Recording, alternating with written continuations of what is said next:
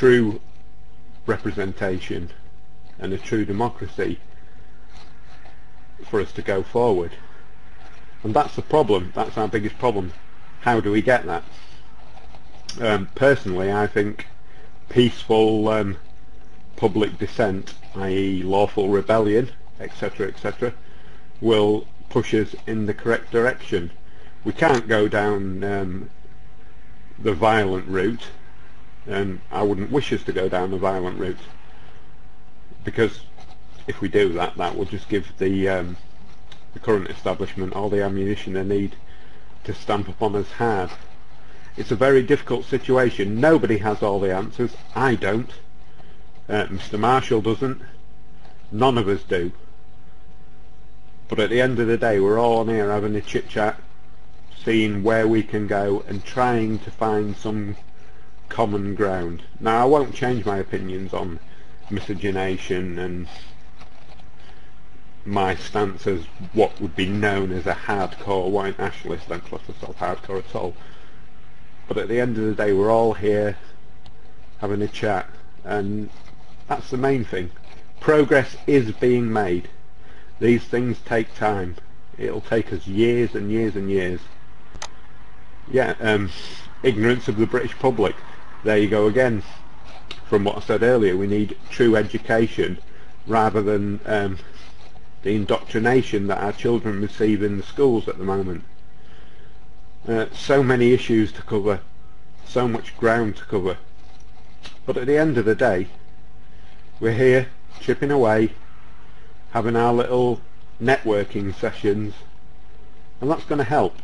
So as long as we keep doing this, we will slowly progress forward, and the nefarious bankers with their scandalously high bonuses, etc., etc., will help to awaken the public to what is actually going on. So it's all positive. Yeah, don't let them get you down. Absolutely. At the end of the day, we're destined to win. It will take time, but we'll get there in the end. Of that, I always remain sure. Yeah, you're right. It is all positive at the moment. Of course, if it's up to GA, of course, there'd only be GA sat in the room here, sat on his own, talking to himself as usual.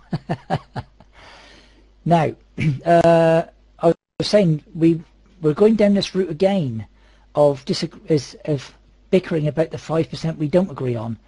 You know, surely the best bet would be actually promoting the 95% to people, to the general population, of what we do agree on.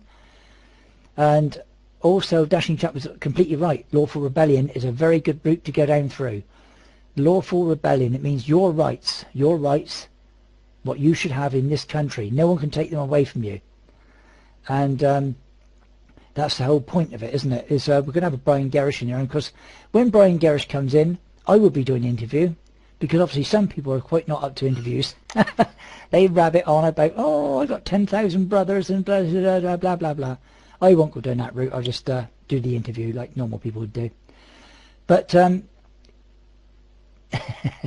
yeah, it's okay commenting on the 5%, but you know what happens is the 5% is the bit that we all bicker about, isn't it? We spend hours and hours bickering about the 5% we don't agree on, rather than, I know we can talk about it, but it's the general public, the general population that really have no clue what is really going on. Look at those ones today in the protest today. The teachers, the well, nurses, doctors, blah blah blah, on it goes. They're actually protesting. How many of them would quite willingly look up and say, oh, the BNP should never become teachers, the BNP shouldn't be involved in nursing, you know, BNP shouldn't be doctors and stuff like that? And yet, if you look amongst them, when Miliband was talking, he was on about the British. He was on about the suffragettes. How the suffragettes suffered and for their cause, and how this, that and the other, and how the British this, that and the other. Well, number one, Miliband is not British. Well, not indigenous British. And, of course, what he's doing, he's playing the system now, isn't he? He's playing the people, playing them for fools, taking them for fools. And did any of you see any one British flag amongst, what, 500,000 people?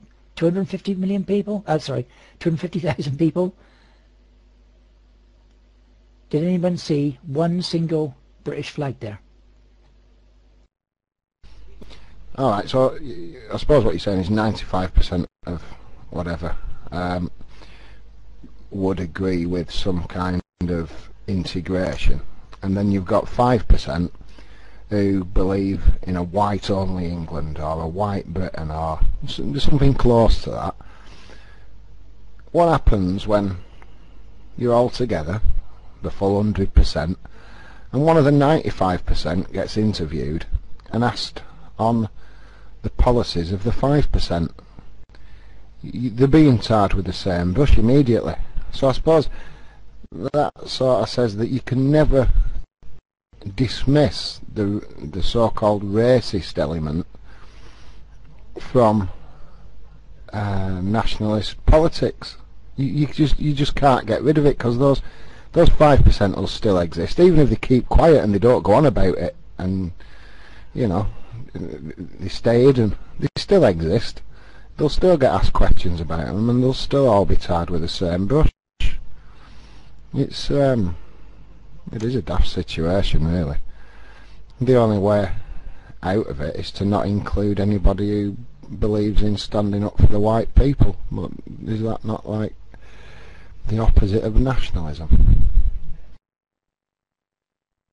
Yeah, that's not exactly what I meant. The 95% of agreement, I mean getting out of the EU, getting out of illegal wars, not provoking other wars with other people's countries, you know, investing in education, blah, blah, blah, all that through. And that's the 95% that we all agree on, even different parties, from the National Front to, well, you could even say UKIP in some respects, not quite, mind you know what I mean, though.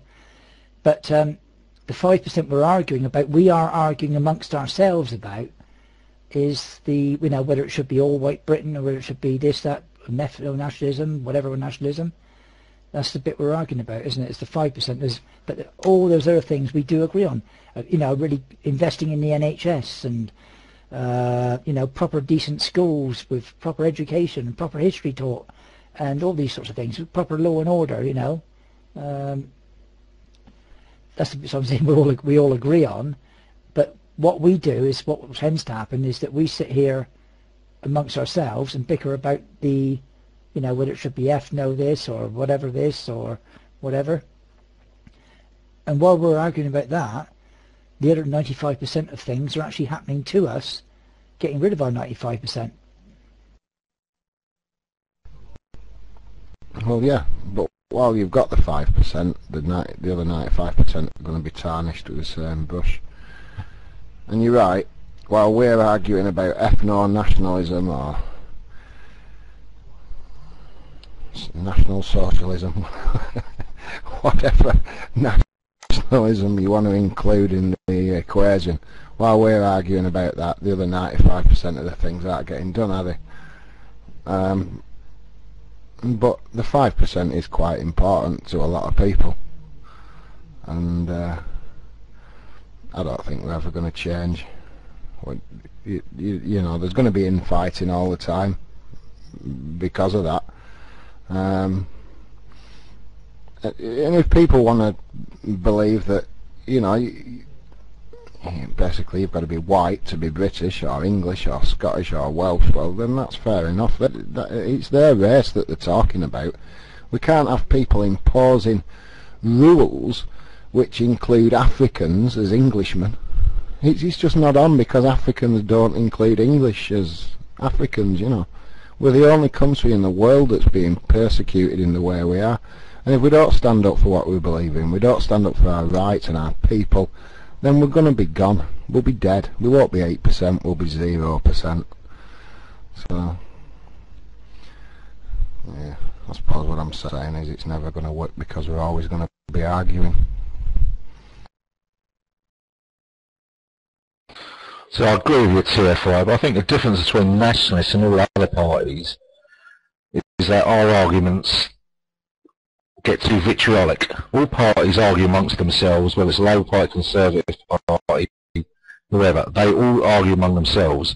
The only difference between is with nationalists is that we can't seem to want to agree on anything. We can't decide, yeah, right, maybe we'll accept your view. It's always my way or the highway. Whereas other parties, they do give way a little bit. And I think that's half the problem with nationalists.